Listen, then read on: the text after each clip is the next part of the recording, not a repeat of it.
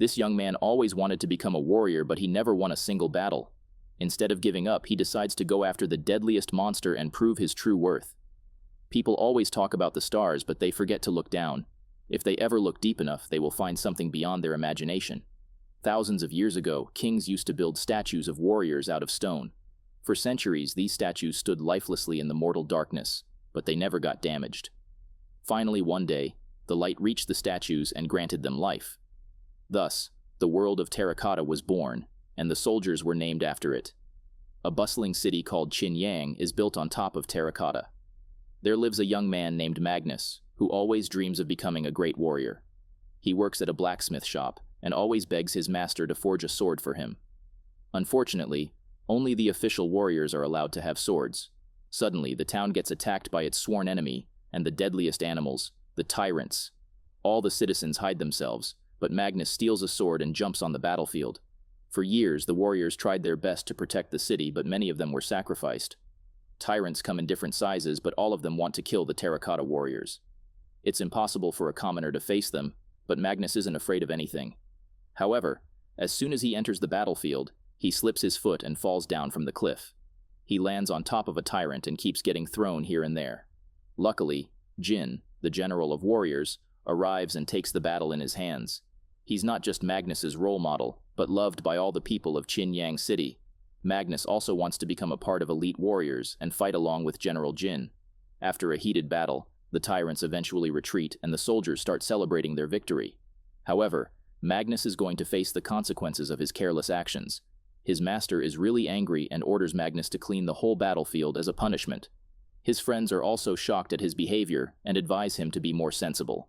There's a rumor about a new tyrant that had caused many citizens to disappear. No one can survive against this tyrant, so the safest option for Magnus is being an orderly. Moreover, the elite warriors are born to be this powerful, so it's impossible for a commoner to become one of them. But Magnus doesn't listen to anyone, and prefers to get eaten by a tyrant than giving up his dream. While talking, Magnus accidentally runs into a group of rude warriors who often make fun of him. They notice a fake elite badge Magnus made for himself and snatch it away. Poor Magnus feels embarrassed and asks for his badge, but the warriors refuse to return it. Suddenly, General Jin arrives there and stops the nonsense. He has been noticing Magnus's passion for a long time and decides to give him a chance. If the boy succeeds in killing the rumored tyrant, he will be honored as an elite warrior. It is clearly suicide, but Magnus bravely accepts the challenge and goes to the forest. He keeps following the footprints and reaches a deserted land where a deadly tyrant is busy eating mushrooms. Of course, Magnus can't face the monster, so he plans a different strategy. He sets up a trap and spreads some mushrooms to lure the tyrant. The plan seems to work at first, but then a masked girl attacks the tyrant out of nowhere. She seems like a skilled warrior who bravely faces the tyrant. However, this one is stronger than other tyrants and pins down the girl. Magnus considers it a good chance to get back his prey and jumps forward. However, he causes a mess like always and falls down along with the girl. Magnus can't see anything and unintentionally gets inside another dimension. There he meets a mysterious creature named Master Ninetails who calls this place Monolith Forest. It's like a library that contains the history of the underground world. It also has information about Qinyang City, but it is just like a drop in the ocean. When Magnus doesn't agree, Master Ninetails shows him a model of the hidden cities. The underworld never stopped expanding, and there are several magnificent cities beyond Qinyang. The terracotta warriors used to live here, but most people like Magnus don't know anything about this place. Master Ninetails also talks about the tyrants, who are actually spiritual animals that survive on mushrooms. Their most valuable possession is the Creation Stone. It helps the tyrants in bringing up their offspring.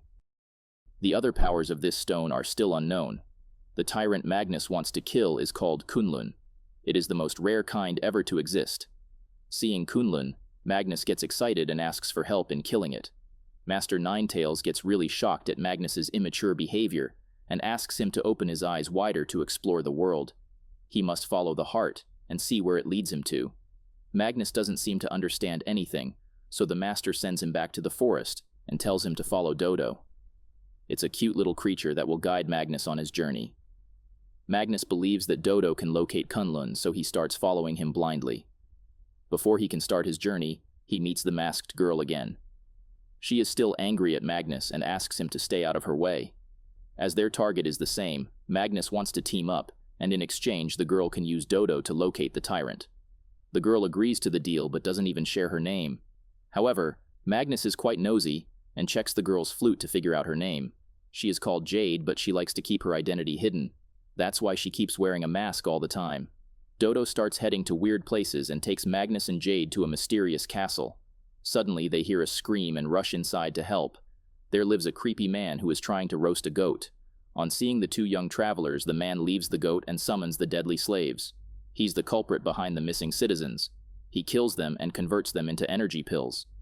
Magnus is still trying to process the information while Jade has already started to fight. She breaks the monstrous snake into pieces, but it keeps regenerating itself.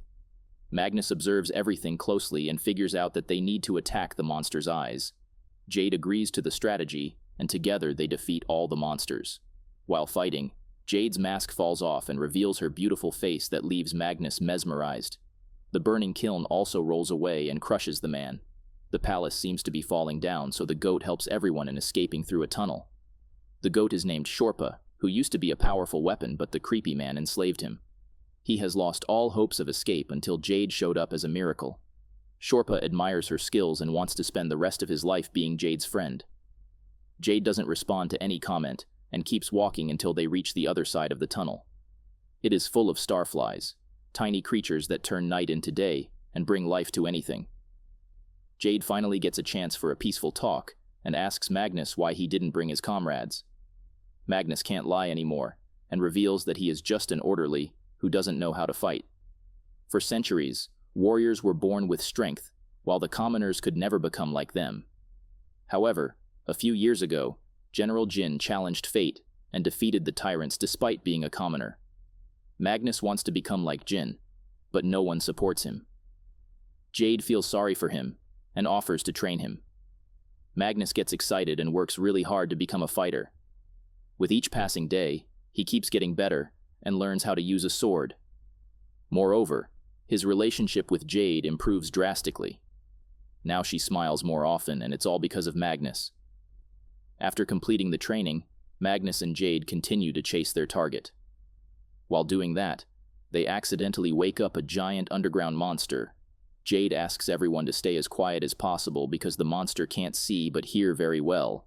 Shorpa can't hold it anymore and triggers the monster. While trying to save him, Magnus and Jade make the situation even worse. Now the only option is to run away. Kunlun is running beside them too, but it's not the right time to kill it. The monster makes them reach the burning volcano and block their way. Magnus notices that Kunlun is just trying to protect its babies, so he also comes forward to help. Once the babies run to safety, Kunlun doesn't leave and helps Magnus in defeating the monster. Jade pushes the monster towards the lava, but at the last moment, the monster grabs Magnus with its tongue. While trying to save him, Jade gets injured and falls unconscious. Magnus immediately carries her and starts looking for an escape. The cave is getting full of water, so Magnus builds a boat to move further. Instead of finding an exit, they reach a narrow path that breaks their boat into pieces. Magnus doesn't care about himself and keeps trying to save Jade. After a while, Jade opens her eyes in a small house where an old lady is treating her. Magnus is also there, and he reveals the whole story. When they were drowned in water, Kunlun saved them and brought them to Qinyang City. Magnus treats the old lady like his grandma, but he doesn't have a clue that she is actually Master Ninetails in disguise. After recovering, Jade finally reveals the story behind her journey. She grew up with her grandpa, who always believed that she was more special than others. To find her true identity, Jade kept looking for her lost parents but never found a clue. Grandpa always stayed beside her, but one day, Kunlun pushed him down the cliff. Jade wants to avenge her grandpa's death, and that's why she is after Kunlun. Magnus feels really sorry for Jade and takes her to the market to have some good time. At night, Qinyang gets full of lights and mesmerizing street performers. Jade steps forward to see the dragon show but accidentally gets separated from Magnus. After being away from him, Jade finally realizes that she is falling in love with Magnus. He brings some magic lanterns and glides in the sky along with Jade. After coming down, Magnus pulls out the stone he carved for Jade, and in exchange she lets him keep her beloved flute. He also promises to find her parents after completing this mission, and firmly holds her hand. Before Jade can say anything in response, they hear a loud noise. Kunlun has broken into the city. The elite warriors have taken their positions to attack, but Jade wants to kill the tyrant by herself. Meanwhile, Magnus tries to handle the situation to avoid any mishaps. He throws some wine at Kunlun and jumps on its back to calm it down. Once the tyrant gets stuck, Magnus ties it with ropes and waits for the officials, but Jade wants to take her revenge right now. Magnus reminds her that Kunlun saved their lives, but she still doesn't put down her sword. Suddenly, the elite warriors arrive and try to take all the credit. While fighting with Magnus, the warriors reveal that they were the actual murderer of Jade's grandpa. They were trying to catch Kunlun when Grandpa got in the way. The warriors didn't care about the old man and pushed him down the cliff. Hearing this, Jade feels ashamed of hating the innocent tyrant for years. She starts attacking the real culprit, but the warriors are greater in number. They capture the poor girl and present her before the general. Jade requests the general to punish her grandpa's murderers, but he says that many people die in battle. Hearing this, Jade gets really angry and calls Jin an incompetent leader who is trying to hide the dark deeds of his warriors. She expects Magnus to stand beside her, but he apologizes to the general for the disrespect. The general fulfills his promise of promoting Magnus and asks Jade to leave. In anger, Jade tries to attack the general, but Magnus stands against her. She realizes that Magnus has become one of the selfish elite warriors, and therefore, she quietly leaves the city forever.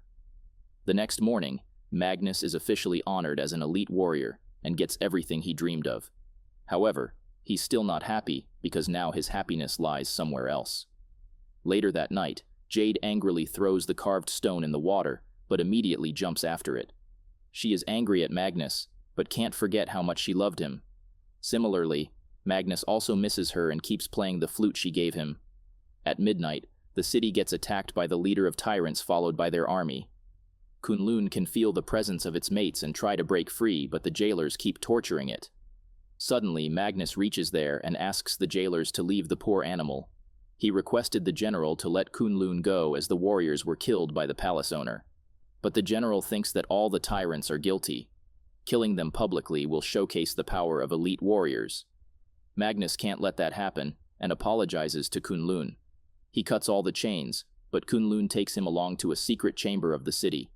The Stone of Creation is kept here, and that's why the tyrants are attacking the city again and again. Magnus wraps the stone in his cape and tries to escape with it, but the general catches him. Magnus explains that he is just trying to end the war, but the general doesn't listen to him and prepares to fight. All of a sudden, Jade reaches there to protect Magnus and helps him escape the chamber. While leaving, Magnus notices the general swallowing an energy pill. He is also involved in killing the missing citizens just to increase his power. Before Magnus can exit the city, the general orders the warriors to surround Magnus and his friends from all sides. Magnus still doesn't return the stone and starts addressing the whole army. He tells them about the creation stone and how the general stole it to start the war. He is responsible for the death of all the innocent people and tyrants. Unfortunately, the warriors don't believe him and continue fighting with the tyrants. Magnus tries to protect the stone and accidentally absorbs some of its powers. The general notices him and takes away the stone. He is badly injured but pierces himself with the creation stone to absorb all of its powers. The thirst for power has made him crazy, and he kills several warriors to recover himself. He becomes so powerful that he defeats the tyrant's leader in just one blow. Both the warriors and tyrants get scared and step away from the general. However, Magnus and Jade still don't give up and try to aim for the general's eye. Unfortunately, his power is continuously increasing. He starts beating up Magnus and also recalls his own story. He was just an orderly until he found the creation stone and absorbed its power. The general believes that the only thing that can fulfill your dreams is power.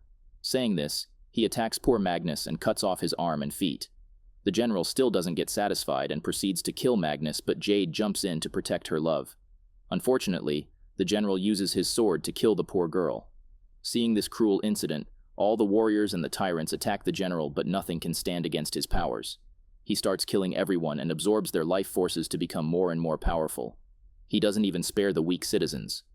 Meanwhile, Magnus keeps dragging himself to reach Jade and firmly grabs her hand. Jade asks him to let go because her time has come, but she promises to always stay alive in Magnus's heart. After losing Jade, he looks back at the burning city and falls unconscious. After a while, he finds himself in Monolith Forest and hears the voice of Master Ninetails. He reminds Magnus that even after becoming an elite warrior, he wasn't happy. Because these titles don't matter. The ones you love matter. They are what give meaning to your life. Saying this, Master Ninetails disappears but triggers the powers Magnus absorbed from the Creation Stone. His body regenerates, and Shorpa becomes his magnificent sword. Because his intentions are pure, Magnus gains more strength than the general, and kills him with a single strike in the chest. The Creation Stone is recovered and returned to the tyrants, which brings their lives back on track. Magnus has saved everyone, but he lost the most valuable person of his life. Later, he contacts Master Ninetails for help, but even the Master can't locate Jade's body or her family background. If Magnus still wants to find out, he needs to face the hardest challenges of his life. However, Magnus is not afraid. He will keep looking for Jade even if it takes his whole life.